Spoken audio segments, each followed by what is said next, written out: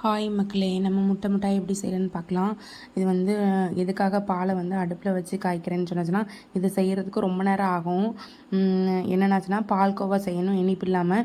இந்த ஸ்டேஜில் வந்து ஜிகர்தண்டாவுக்கு நம்ம யூஸ் பண்ணுவோம். இதுக்கு அடுத்த ஸ்டேஜ் வந்து நம்ம பால்கோவா ஆகிரும். அதுக்கப்புறம் அதை வந்து நான் வந்து கேஸில் வச்சுருப்பேன். இது செய்கிறதுக்கே 2 மணி நேரம் கூட ஆயிடுச்சு. கேஸில் தான் இதை யூஸ் பண்ணுறேன். அதுக்கப்புறம் இது கட்டியானதுக்கப்புறம் நம்ம இதில் என்னென்ன மிக்ஸ் பண்ணோன்னா, நம்ம தேவைக்கு நம்ம பாதாமும் முந்திரியும் வந்து ஒரு கையை வந்து ஊற வச்சு அரைச்சி வச்சுருந்தேன். அதை வந்து மிக்ஸ் பண்ணணும். அதுக்கப்புறம் நான் தேவையான அளவுக்கு 7 முட்டை சேர்த்துக்கிறேன். 7 முட்டை சேர்த்து அதையும் மிக்ஸ் பண்ணணும். அதுக்கப்புறம் நம்ம நெய்யும் மிக்ஸ் பண்ணணும். நெய்க்கு அப்புறம் தான் சுகர் மிக்ஸ் பண்ணணும். நான் நெய் மிக்ஸ் பண்ணதை வந்து இதில் காமிக்கல, ஆட் பண்ண எடுக்காமல் விட்டுருக்குறேன். அதுக்கப்புறம் நம்ம தேவையான அளவுக்கு சுகர் சேர்த்துட்டு அதுக்கப்புறம் நம்ம அடுப்பை பற்ற வச்சு அதை கிண்ட ஆரம்பிக்கணும். பாருங்கள், 7 முட்டை சேர்க்குறேன். வேகமாக நான் வாய்ஸ் ஓவர் கொடுக்குறேன். பாருங்கள், நல்லா மிக்ஸ் பண்ணிவிட்டு அதுக்கப்புறம் நல்லா கொஞ்சம் தண்ணியாக இருக்கும். அது வந்து கொஞ்சம் கட்டியாகணும். அதுக்கப்புறம் தான் நம்ம இதெல்லாம் மிக்ஸ் பண்ணதுக்கப்புறம் அடுப்பு பற்ற வச்சு சிம்மிலேயே வச்சு நம்ம நல்லா கிண்டிட்டு அதை நல்லா லைட்டாக கட்டியாகணும். கட்டியானதுக்கப்புறம் நம்ம பேட்டர்னில் ஊற்றிக்கலாம். நீங்கள் ஏற்கனவே இந்த முட்டை மிட்டாய் வீட்டில் செஞ்சு ட்ரை பண்ணியிருக்கீங்களா?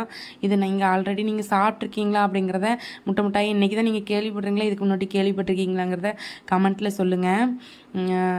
பாருங்கள், நல்லா கிண்டினதுக்கப்புறம் சிம்மிலேயே வச்சு, நான் இப்போ தான் அடுப்பே பற்ற வச்சுருக்கேன் அதனால் காமிக்கிறேன்.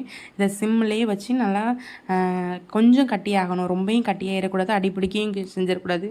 அதுக்காக கட்டியானதுக்கப்புறம் நம்ம பேட்டர்னில் ஊற்றிடலாம். ஓவனை வந்து நான் ஃப்ரீ ஹீட் பண்ணுறதுக்கு வச்சுருக்கிறேன். 60 மினிட்ஸ் வச்சுருக்கிறேன். நான் வந்து அவ்வளோலாம் ஆகலை. 15 நிமிஷம் ஃப்ரீ ஹீட் பண்ணேன். 15 நிமிஷத்தில் திருப்பி இதை உள்ளே வச்சு பேட்டர்னை உள்ளே வச்சு ரெடி ஆயிருச்சு.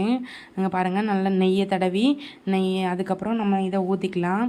நம்ம செஞ்சு வச்சுருக்கிறத பார்த்திங்கன்னா தெரியும். அதுக்கப்புறம் நான் ஓவனில் வச்சதை நான் காமிக்கல, எடுக்கலை. ஓவன்லேருந்து எடுத்ததுக்கப்புறம் பாருங்களேன், ரொம்ப சூப்பராக டேஸ்டியாக இருந்தது. கடையில் நான் சாப்பிட்ற மாதிரியே இருந்தது. ரொம்ப டேஸ்டியாக இருந்தது. நீங்களும் இதே மாதிரி வீட்டிலேயே ட்ரை பண்ணுங்கள். இதை வந்து ஓவனில் தான் செய்யணும்னு கிடையாது, பேன்லேயுமே நம்ம எப்படி கேக்லாம் பேனில் செய்யலாம், அதே மாதிரியே இதையும் பேன்லேயே செய்யலாம்.